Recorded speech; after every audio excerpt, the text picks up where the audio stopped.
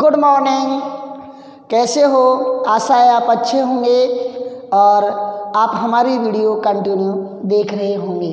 यहाँ हम आज जो साहित्य का टॉपिक था अलंकार, और उस अलंकार के बिल्कुल लास्ट सेशन पर हैं हम। और हम जब पिछली वीडियो में छोड़ के गए थे और वो अलंकार था हमारा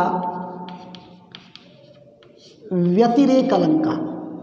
मैं आपसे कह के गया था कि जो दो अलंकार हमारे रह रहे हैं, एक तो रह गया था प्रतीप अलंकार और एक रह गया था समासोक्ति अलंकार। समासोक्ति अलंकार। अब देखिएगा यहाँ प्रतीप अलंकार, पहले हम अपन व्यतिरेक अलंकार की बात कर ले हैं। हमने आपको बताया था कि जहाँ उपमान को उपमेय से हीन दिखाया जाए, कमजोर दिखाया जाए, अपकर्ष बताया जाए, प्रसिद्ध उपमान का उपमेय से अपकर्ष दिखाया जाए जबकि उत्कर्ष दिखाया जाए उपमेय का। जबकि होता यह है कि उपमान उत्कर्ष होता है जबकि उपमेय उससे थोड़ा हीन होता है, जबकि इसमें उल्टा है। अब सेम परिभाषा इसकी भी मिलेगी प्रतीप की, वो प्रतीप में पढ़ेंगे। दोस्तों एक चीज याद रखना, यहां भी उपमान का उपमेय से अपकर्ष दिखाया जाता है।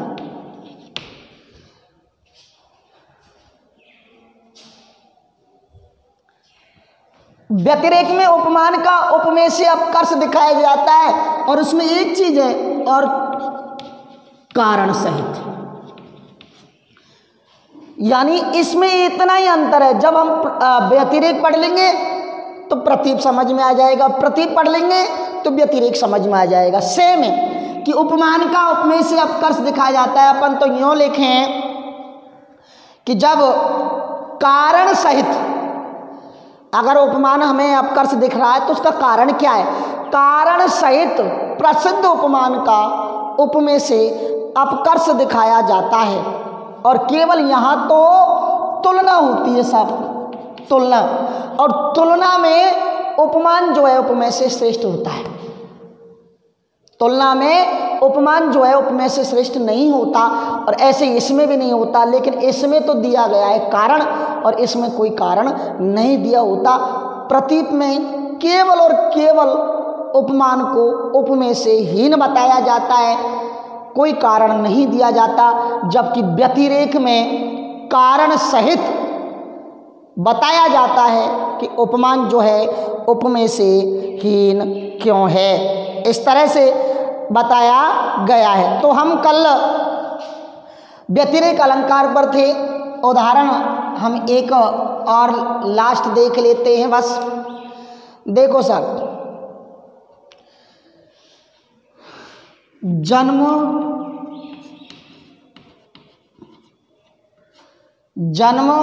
सिंधु पुनबंधु विष,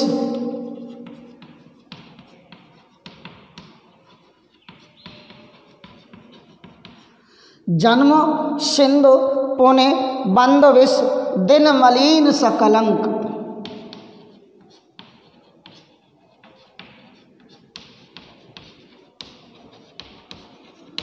दिन मलिन सकलंक और सिय मुख समता पाव के चंद बापरो रंग। दूसरी लाइन देखना, सिय मुख समता पाव,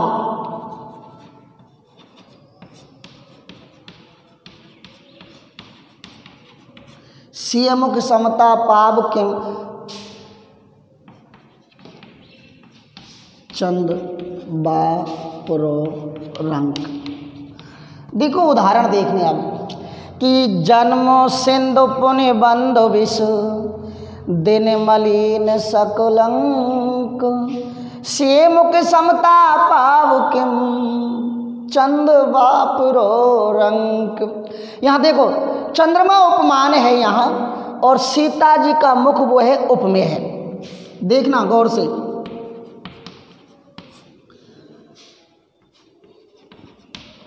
अब हम अधिकतर ये देखते हैं कि सीता जी के मुख चंद्रमा के समान है, इस तरह से देखते हैं, लेकिन यहां देखना कि चंद्रमा की सीता जी के मुख से समानता कैसे कर सकते हैं।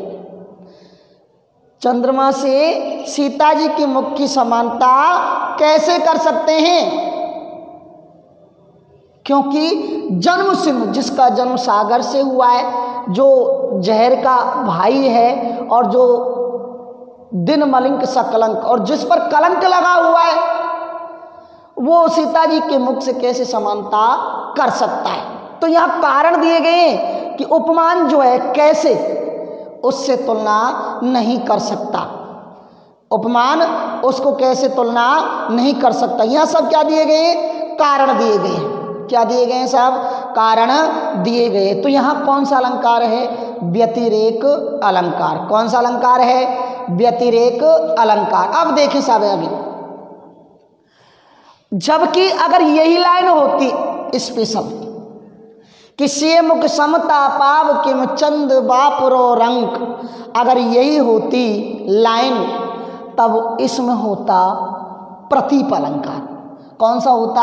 क्योंकि सीता जी के मुख की समता या सीता जी के मुख के समान चंद्रमा नहीं है, चंद्रमा की तुलना सीता जी के मुख से नहीं हो सकती। तो यहाँ ही नहीं है चंद्रमा, क्यों नहीं हो सकती? कारण नहीं बताया। अब कारण बताने के लिए अगली लाइन जब हमने लिख दी तो कारण सहित जहाँ उपमान का उपमेय से हीनता प्रदर्शित हो जाए वहाँ व्यतिरेक अलंकार होता है। ठीक है बच्चों, यह आपकी समझ में आ गया होगा जहाँ तक मेरा मानना है। आगे चलें, अब हम देखें सब।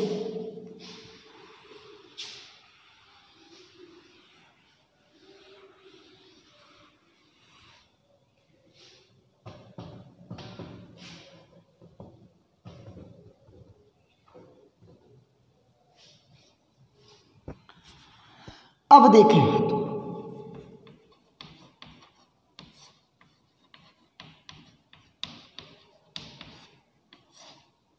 प्रतीप का जो अर्थ होता है वो होता है विपरीत या उल्टा। मैं ये कहूँ कि ये उपमा अलंकार का, उपमा जो अलंकार होता है उसका विपरीत होता है।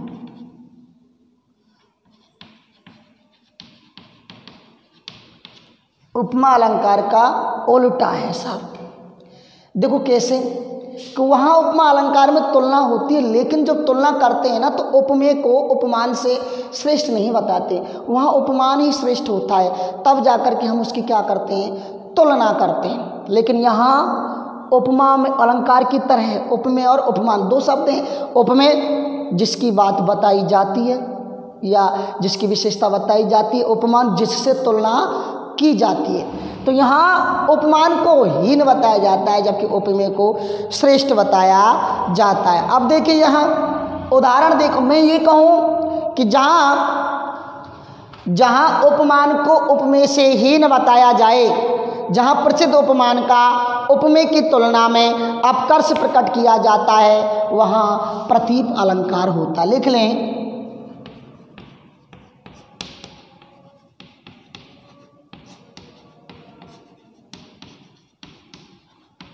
जहाँ काव्य पंक्ति में उपमान का, अब यहाँ पर ये लिख सकते हैं, इसमें वैसा नहीं, प्रसिद्ध उपमान का उपमेय से अपकर्ष यानी हीन।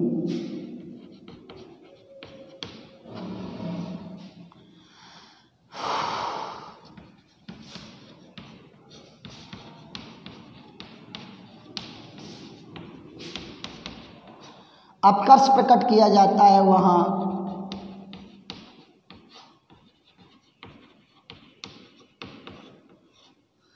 प्रतीप अलंकार होता है। अब आप इसे एक उदाहरण के रूप में समझ सकते हैं। देखो कैसे है उदाहरण एक दिया है साहब, देखो, बहुरी विचारो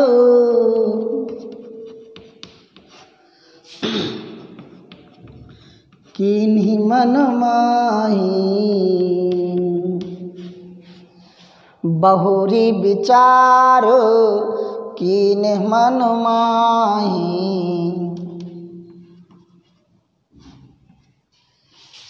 सिए बदन सम हिम करनाही।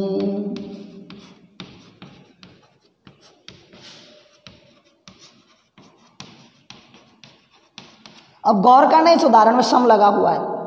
सासी से सम सरे सदृश के समान जिम बत तुल, ये सब किस में बताए गए थे? हमने आपको बताया था किस में बताए थे, बताओ? ये बताए थे हमने आपको उपमा अलंकार, जबकि इसमें भी सम लगा हुआ। लेकिन ध्यान रखना, मैंने कहा था उपमा का बिल्कुल उल्टा, ये सब सारी चीज़ें इसमें भी आएंगी वाचक शब्द, लेकिन वहाँ उपमान श्रेष्ठ था, यहाँ उप में श्रेष्ठ है। कोई कारण नहीं, अगर कारण होता तो व्यतिरेक में चला जाता। अब देखिए कैसे कह रहे हैं यहाँ कि उपमान की उप में से श्रेष्ठता नहीं है। यहाँ देखो कि बहुरी विचार कीन मन माही सिए बदन, यहाँ बदन का अर्थ है मुख, हिमकर का अर्थ है चंद्रमा, कि चंद्रमा की तुलना, चंद्रमा की समानता सीता के मुख से नहीं हो सकती, अर्थात चंद्रमा सीता के मुख के समान नहीं है। अब मैं जैसे ये लिख दूं, नेत्र के समान कमल हैं,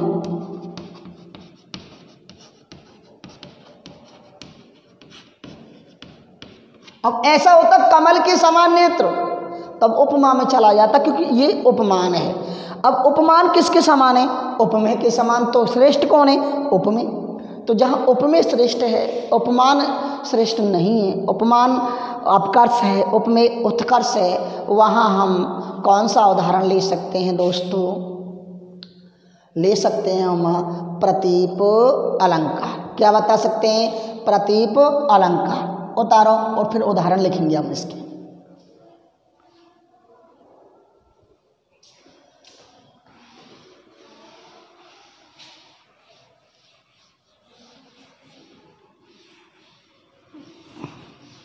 देखिए उदाहरण,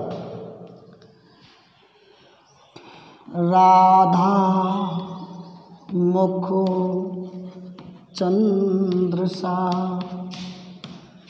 कहते हैं मतिरंक, राधा मुख चंद्र सा कहते हैं मतिरंक। दूसरी लाइन देखना, निष्कलंक है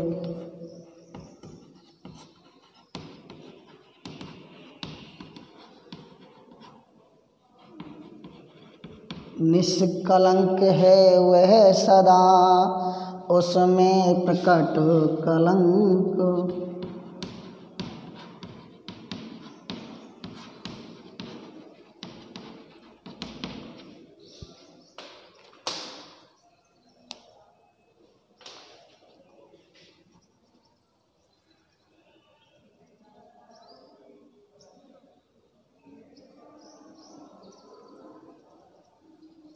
हाँ भाई, कि राधा मुख चंद्र सा कहते हैं मतिरंक।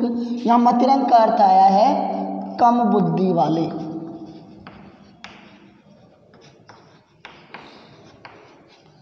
कि राधा का मुख चंद्रमा के समान है, चंद्रमा राधा के मुख के समान है, कहते हैं मतिरंक। ये कम बुद्धि वाले लोग कहते हैं। क्यों? निष्कलंक है वे सदा उसमें प्रगट कलंक। कि वह तो क्या है? निष्कलंक है हमेशा से, जबकि उसमें क्या है? वो तो दाग है, उसमें तो दाग। या कारण आ गया ना, तो पूरी लाइन में तो क्या है? यहाँ व्यतिरेक अलंकार और यहाँ प्रतीप अलंकार। तो वही सारी बातें हम आपको बताना चाह रहे हैं कि अपन ये कह देना सिए मुख समता किम करें चंद बापुरो रंग। यहाँ भी देखो, सिए मुख समता किस करे चंद बापुरो रंग। कि चंद्रमा की तुलना सीता के मुख से किस प्रकार की जाए, अर्थात चंद्रमा जो है सीता के मुख से तुलना नहीं कर सकते।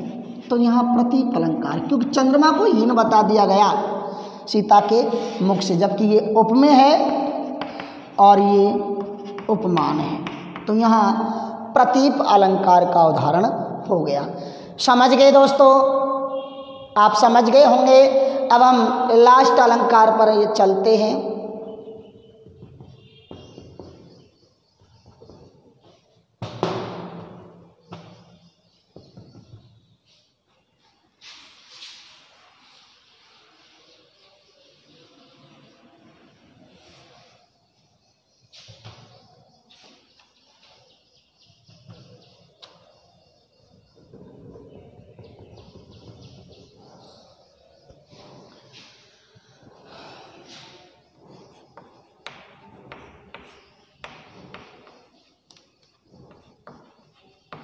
समासोक्ति, संधि विच्छेद किया, समास प्लस उक्ति।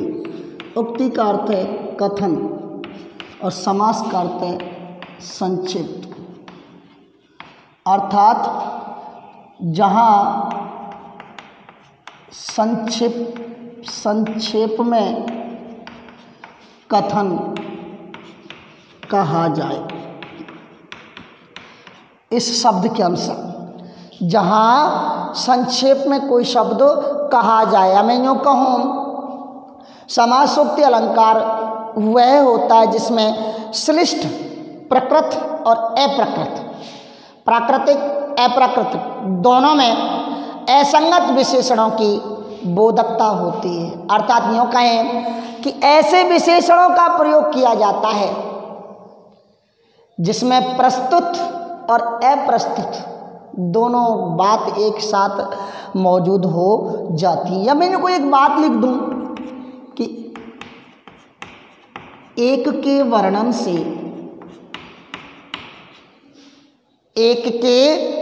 से दो का बोध होता है।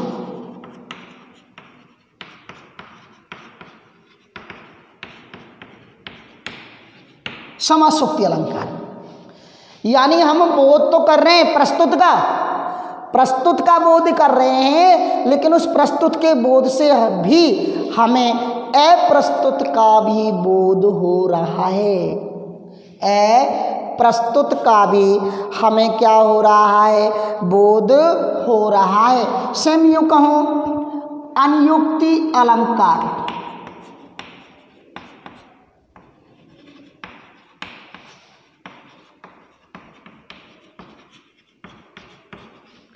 अब देखो ये अभी हम साहित्य में जो अलंकार पढ़ रहे थे ना, एक तो था विभावना अलंकार। विभावना में क्या था कि कारण नहीं है फिर भी कार्य हो रहा है। ठीक इसके विपरीत विशेषोक्ति अलंकार था। विशेषोक्ति अलंकार में क्या था कि कारण है कार्य नहीं। अब इससे पहले हमने पढ़ा प्रतीप अलंकार, उपमान को उपमेय से हीन बताया जाता है, जबकि अगर क्यों हीन बताया रहा है उसमें कारण बता दिया गया तो वो व्यतिरेक अलंकार हो गया। ठीक, अब हमने पढ़ा था कि अनुयुक्ति अलंकार अप्रस्तुत के माध्यम से जहाँ प्रस्तुत का बोध किया जाता है अनुयुक्ति अलंकार, या प्रस्तुत के माध्यम से अप्रस्तुत का बोध किया जाए वहाँ समासोक्ति अलंकार।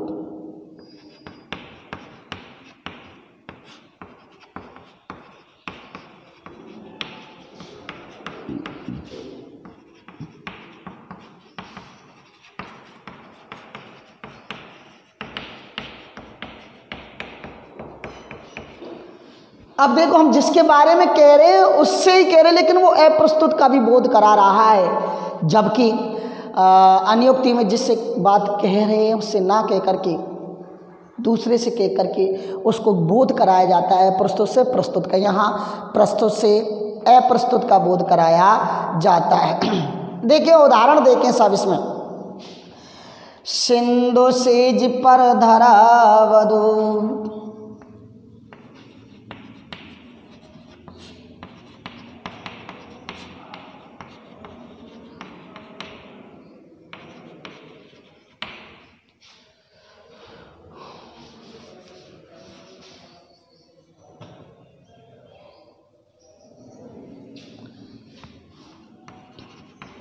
अब तनिक संकुचित बैठी सी, अब तनिक संकुचित बैठी थी।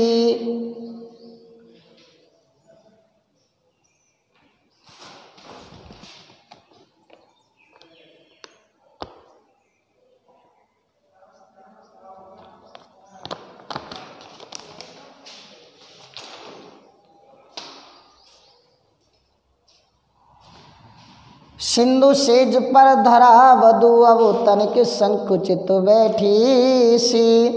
प्रलय निशा,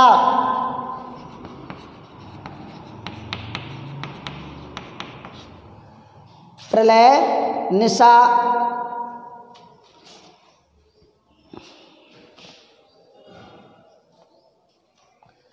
प्रलय निशा की हलचल,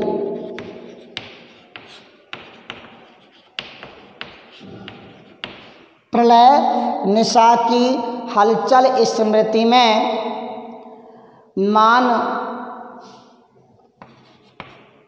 मान लिए ऐठी सी। देखो इसमें क्या है कि सिंधु रूपी सेज पर धरा रूपी वधु, अब तनिक संकुचित बैठी सी। प्रलय निशा की हलचल स्मृति में मान लिए सी ऐठी सी, मान लिए सी ऐठी सी। अब देखो यहाँ बात तो हो रही है वधु की, किसकी बात हो रही है? वधु की। यह प्रस्तुत अर्थ क्या है कि वधु के रूप में कह रहे हैं। किससे कह रहे हैं? वधु की। लेकिन जहां प्रस्तुत अर्थ तो क्या है? वधु। ये तो प्रस्तुत अर्थ हुआ, और प्रस्तुत अर्थ क्या है? धरा, धरा रूपी वधु। अब जैसे वधु जो होती है सेज पर संकुचित सी बैठी है, सेम ऐसे ही सिंधु रूपी सेज पर, सागर रूपी सेज पर जो धरा है, जो पृथ्वी है, जो पृथ्वी रूपी वधु है, वो संकुचित सी बैठी है। तो यहाँ कौन सा अलंकार है दोस्तों? समासोक्ति अलंकार। देखें साहब, एक और उदाहरण देके आप इसे उतार लें।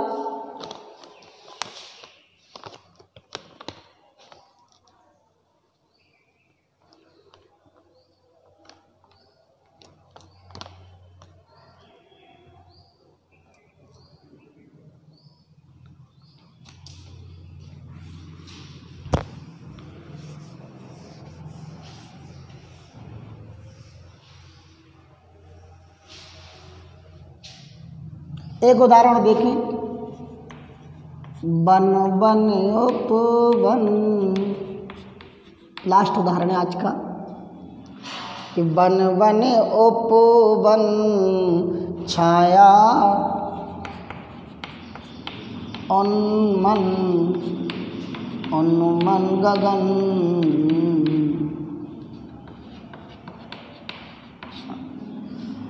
बन बन उपवन छाया उन्मन उन्मन गुंजन, नभवे के कलियों का गुंजन।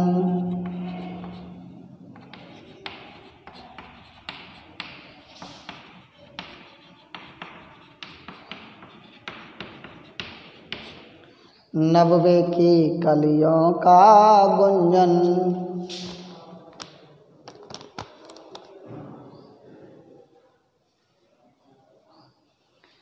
देखिए साहब कि वन वन उपवन में छाया है कुंजन।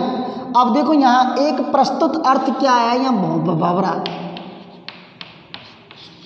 प्रस्तुत अर्थ क्या है? भंवरा जो है वो उसका जो गुंजान है, जो वो है वन वन उपवन में फैला हुआ है। नई वे, यहाँ नवव्यय जो अप्रस्तुत अर्थ हुए, नए उम्र के जो कलियों का जो गुंजार है, भंवरा जो नई कलियों का गुंजार है वो, और उपवन नए नए वनों में उसका गुंजना सुनाई दे रहा है। लेकिन यहाँ अप्रस्तुत का अर्थ आया है नई उम्र का कवि, नव उम्र का कवि। तो यहाँ अप्रस्तुत के माध्यम से, प्रस्तुत के माध्यम से अप्रस्तुत का भान कराया गया है, इसलिए यहाँ समासोक्ति अलंकार आया है। फिर भी दोस्तों ये मैंने अलंकार आपको कराए, साहित्य के जितने भी अलंकार थे हमने कोशिश की अच्छी प्रकार से आपको समझाने की। फिर भी कोई कमी अगर आपकी समझ में नहीं आए तो कमेंट्स बॉक्स में लिखें। कल जितने भी हमने अलंकार आपको साहित्य में कराए हैं उनसे मैं 20-25 उदाहरण आपके लिए दूंगा और आपसे वो पूछे जाएंगे कि आपको कितना समझ में आया है। तो तैयार रहना आंसर देने के लिए। तो आज के लिए बस इतना ही, कल फिर मिलेंगे नए वीडियो के साथ नए क्लेवर में। तब तक के लिए हमें दीजिए आज्ञा। धन्यवाद।